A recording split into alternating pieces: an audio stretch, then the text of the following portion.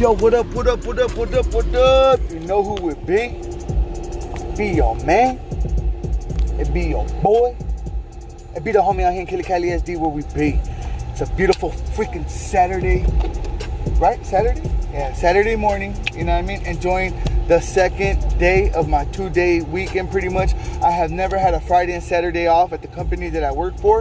This is the first Friday and Saturday that I've ever had off. You know, and it's a cool little feeling.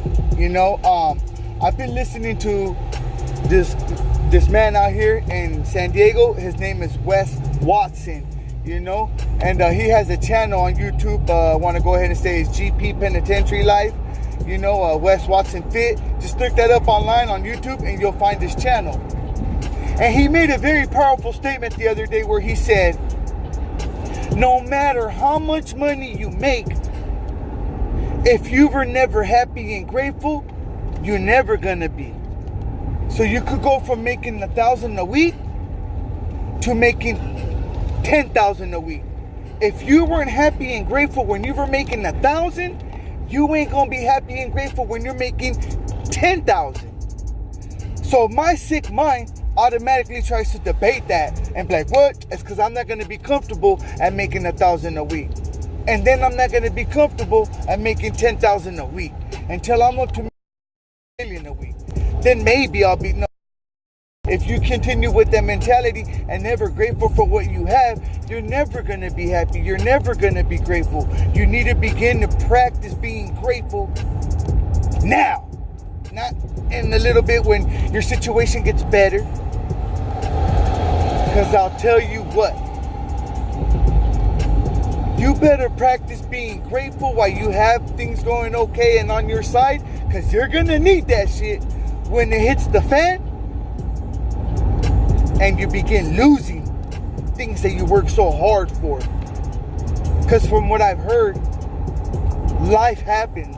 You know, I've been told and I've seen for myself. I have never experienced where I'm living this new way of life like I'm living today and something dramatic happens. The last dramatic incident that occurred in my life, living this new way, was when we lost our key in Walmart. Remember that, babe? Yeah. We lost the car key at Walmart. That was the most dramatic fucking experience I've had in the past 4 months that I've been working at this new job, and I'm on the methadone, and you know, so like I said, I haven't had anything dramatic happen. Or can you recall anything, babe? No. What's the most dramatic incident that we've had in the past 4 months? That was it? That was basically it, huh? Mm-hmm. You know, my daughter fell 2 days ago, or yesterday, huh? 2 days ago. Yeah, my daughter fell 2 days ago, and it was scary because she was real close to her curb. And, you know, she's just like any other 9-year-old, 8 turning 9, sorry, you know, that I told her I was thinking about it because she was on her way to this place that they call Jump Around. It's like a bouncer house place, and they have a bunch of bouncers. So she's already bouncing off the walls before we even get there. You know, she's all excited. It's her cousin's birthday. So we're at my mom's house picking something up, and sure enough, we're walking out, and she's skipping into the loo to fucking the car, and boom, she falls. And you know, my mom tried to go and pick her up right away, intervene, basically baby her, and I stopped my mom. I was like, no, like, hold on. You know, I have already told her, calm down, stop jumping all over the places, you're gonna get hurt. I was just so grateful and thanking God that she didn't crack her head on the little curb that was right down the side of the curb. Or it could have just been so much worse. So I wanted her to go and feel that little pain, because we could have been sitting in the hospital with her head cracked open, bleeding, possibly lost all her front teeth. You know, my wife actually fell when she was, how old are you, babe? 5? Like 5. And she cracked her head right here.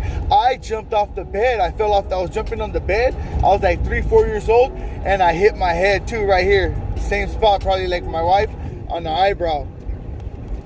At the age of 5, I grabbed a bottle of super glue, and because I used to see my grandma putting eye drops, I fucking went ahead and put super glue in my fucking eye at 5 years old. I thank God my daughter has never gave us any major problems like that. You know, she's always been very, very good and vigilant. I call it keeping it G. when I get mad, I went on a fucking, they call it in Spanish, a viaje. You went on a trip. Because I was going to talk about, we call it my park. As retarded as it sounds, my park. Let me get something to drink, babe. My park, like my area, you know, and the effect that I had. The reason I bring this up, there's somebody in that area, you know, in that area, my old stomping grounds, you could say. 6 months ago to a year ago, I was there engaging in illegal activity, having an effect on a lot of families' lives, and I wasn't contributing to a good cause for a certain aspect of life, you know.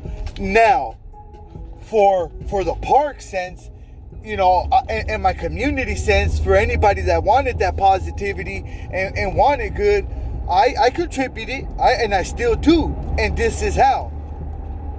There's a homeless person right now in our area, okay?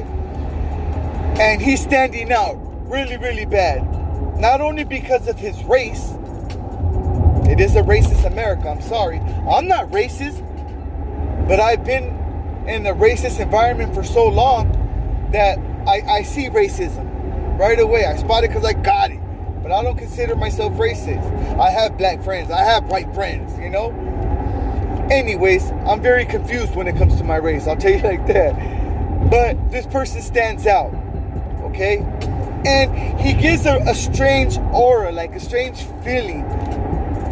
When I was in the area and people like that would show up, I would automatically tell the homeless people that I knew in the area, hey, my boy, do me a bottle. What's up, G? I need you to keep an extra eye on this motherfucker tonight. And any other time he's around females, kids, as a man to man, we know how most men think. This is a man who's most likely under the influence of a controlled substance or intoxicated or not mentally stable. You know, I spotted because I got it. I could see it right away, you know, and it scares me, you know, because right now I drove away and I got my own family to worry about. I got my wife, I got my daughter, I got my own fucking things to worry about, you know. Do I still care about my community and the people in there? Yes, I do. That's why I need you to go ahead and hit that like button, subscribe, go ahead and share my message so the city of Chula Vista knows and understand where my heart's at. When I see things like that, it bothers me. And violence is my last resort. But I know that it is an issue and it is a concern for a lot of citizens. So, this is where I start. With my platform and by spreading my message. So as corny as it sounds, don't forget to hit that like button. Subscribe if you haven't. Drop a comment in the comment section. Ask me a question if you like. Let me know how it looks in your neighborhood. How's your community looking today on a fabulous Saturday like today? But how are your streets looking? Let's keep it deep in the streets. One love, people. Thanks for your time. Yo, what up, what up? Joining me in the second part of the segment where we were actually just talking about some of the concerns that go on in my community. Okay, so I was talking about how we have a homeless person that has arrived into my area and he's sticking out, and how I consider myself to be different, you know, how my beliefs are different. And this is how, you know, I stated in the video that you know, that you guys just seen, how when I was in the area, you know, no matter what I was doing, what I was engaging in, I still have my care and concern for my people, from my community. So I will go ahead and let some of the homeless people that I know, some that I actually consider homies, because there's a lot of homies that are homeless out there, I would let them know, hey, keep an eye on that person. Keep a very good eye on that person. We take pride in knowing the fact that we never had, well, I can't say never had, let me take that back. we didn't have high statistics on child abductions, on rape, on attempted child abduction, shit like that on the streets where there's pedophiles bugging kids. For a long time, we didn't have that. And I remember I told the cop one day because he pulled up on us. And somebody called the cops because we were smoking, okay? And we weren't chiefing herb. We were hitting the pookie, okay? So the cop pulls up and he's like, hey, what's up, guys? And he seen me right away, so he knew that we weren't going to be bullshit. We ain't going to be fucking around. But he pulls up right away. And he goes, man, what's up, Rojas? We got a call. You guys out here getting high and shit. You know what I'm talking about. I said, yeah, you're right. And he goes, so, we're going to have to go see ID. Then I had a warrant. You know what I mean? So I didn't want to bust out my ID. I didn't even want to start doing checks, all right? So the homies look at me right away and shit. Like, it's like 4 or 5 of us. They look at me right away like, are you going to bust out yours and shit? You know what I mean? And I look at them. I was like, fucking, out of respect, because you never know, CBPD agency, one of the deps or the cops might come across this video. So out of respect for them and the squad, I ain't going to mention the name, but I go ahead and I address him by his last name. Let's just go ahead and say it was Mojo. Hey, you know what, Officer Mojo? I mean, I think it's very disrespectful. You're going to come in here, waste our time, when you know damn well when we're in here, shit's under control. It's when we're not in here that you need to be over here IDing motherfuckers. Don't come and ID us. And he just looks and goes, all right, I respect that. You always, we've always had mutual respect. I like the fact when here's what he's telling me. I like the fact that when I come in here and I see you, I ain't got to worry about nobody running. I ain't got to worry about nobody getting disrespectful. I know we're going to get straight to the point and find the solution. So I respect that. You respect what I'm saying. So what's going to be the solution? I was like, well, there's really no solution that we could go ahead, you know what I mean, and focus on right now, because there's a lot of shit going on in here. But don't trip. Got it under control. Because when I first walked in that motherfucker, you had homeless people that had 15 shopping carts in there, full of their belongings. They had tents up. They were like camping out, like getting high, doing the most with the least. You know what I mean? I went in there.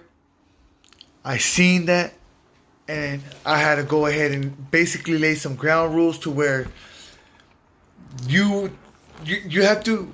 Basically, you have to go ahead and work with them. They don't have to work with you, because if they want, they're just not going to listen, not give a fuck. So you got to go in there basically giving them what they like, offering them what they like, making their program a little bit more easier for them. Show them also a new way, like to clean up a bit. Like I told them, look, man, we can't be having the fucking cars out here in the open. Put them back there behind the bathroom wall. And when I told them, they're like, oh, damn, we never thought about that. Like, yeah, no shit, but I didn't tell them, like, hey, yeah, you're stupid. That's why, not at all. Like, oh, all right, great. I mean, I understand you guys got parts, but we got to keep them low key, because when they're out in the open, it attracts attention. That's when the cops come in and start fucking with everybody's shit, fuck the program up. Then it's not fun for us no more, And it's like, all right, cool. So you literally walked in like 2 weeks and you seen the difference. You felt the difference. Man, I remember this one time I was walking into the park, and there was this lady with her kids, and one of her daughters, like 15, it was like a little young lady. And she tells me, she goes, excuse me. This white lady. I was like, yeah, you're talking to me? She goes, oh yeah, can I talk to you real quick? And I was like, how can I help you? I'm always a respectful person. My parents, they raised me with manners. I'm like, yeah, can I help you? She was like, I just wanted to thank you. And I was like, oh yeah, I don't think you know me. And she goes, no, I know I don't, but I always tell my daughter, because she likes to come here with her friends sometimes, and I tell her, if you don't see that big guy right there, I don't want you to go in there. And I was like, wow. She goes, I noticed how different they act when you're not here. And I'm like, wow, okay, thank you so much. I don't do it for the acknowledgement, but I'm glad to know that, you feel safe sometimes. You should be feeling safe all the time. But we're working on that. That's the type of love I got from my community. From my hood. That's the type of positivity that I'm talking about. Because even when I was active in my addiction, because I was never a gang banger, there's a difference between a gang member and a gang banger. A gang banger's out there on the streets, keeping himself in his hood, looking to kill his rivals and any peseta that he sees on sight. Now there's a gang member who pretty much keeps it cool with everybody. He just likes the style, the culture, the unity, just some things we don't agree with, some of the beliefs. Well, that's me. I'm not a gangbanger. Never have been. There's some people out there that are like that. Those are the ones. I've never been that kind. So the people have always seen that because I've been around people like that. So they would see me with them and they'd be like, you're very different than them. I thought you were way different when I used to see you. We shouldn't judge so much, huh? We, not you. So when I didn't tell them you shouldn't judge so much. Like, we shouldn't judge so much, huh?